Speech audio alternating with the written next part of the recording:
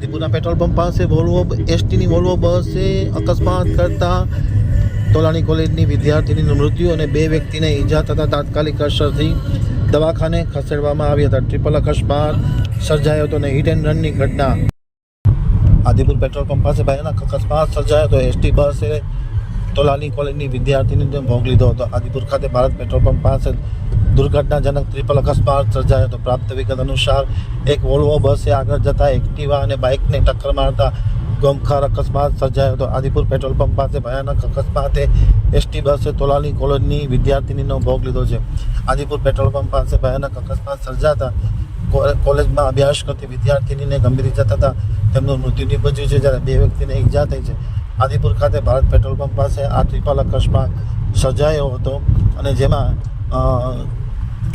યુવતીનું મૃત્યુ નિપજ્યું છે, જ્યારે બીજી યુવતી અને બાઇક સવારને ગંભીર ઈજા થતાં બંનેને હોસ્પિટલ ખસેડવામાં આવ્યા છે.